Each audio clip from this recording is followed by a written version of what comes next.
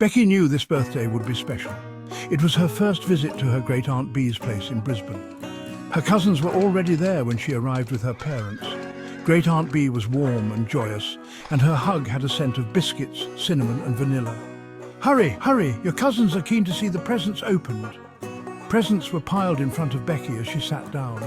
There were the usual presents of books and toys until she opened the present from Great Aunt Bee.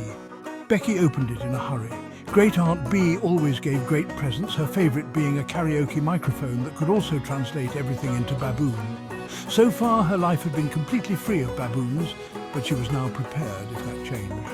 Her heart sank, however, to see a dozen packets of vegetable seeds as a birthday present. Becky politely thanked her aunt, but wondered why Great Aunt Bee thought she would like vegetables as a present, which she definitely did not.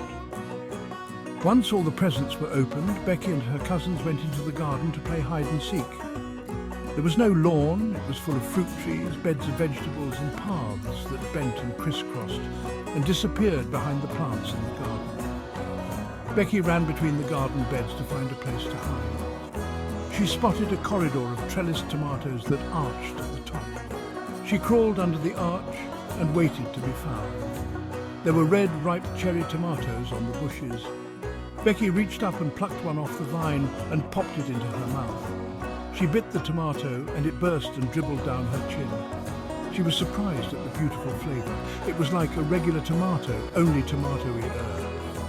Her next hiding place was behind the prickly mulberry plants. Ripe mulberries hung from the branches.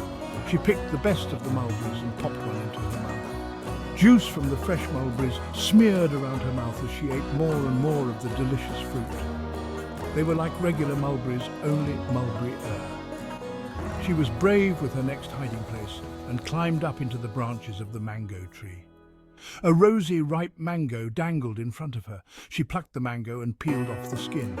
Mango smeared all over her chin as she bit the juicy fruit. The mango did a tango in her mouth. It was like a regular mango, only mango-er. With each new hiding place, she encountered more amazing fruit and vegetables. Then the game was over and she wandered back.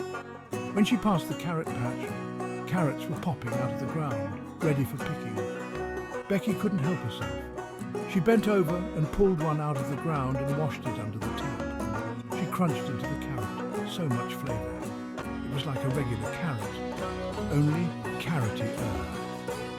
As she finished eating the carrot, Becky looked at the garden and wondered if everything else tasted as good as the fruit and vegetables she had tried. She remembered Great Aunt Bee's present. She ran up to her aunt and gave her a big hug. "I can't wait to start my own garden. That was the best gift ever." Great Aunt Bee smiled and said, "I thought you might feel that way." Becky gasped. "How did you know?" "It's written all over your face," laughed Great Aunt Bee. Everyone looked at the stains on Becky's face and laughed too. What a special birthday. The end.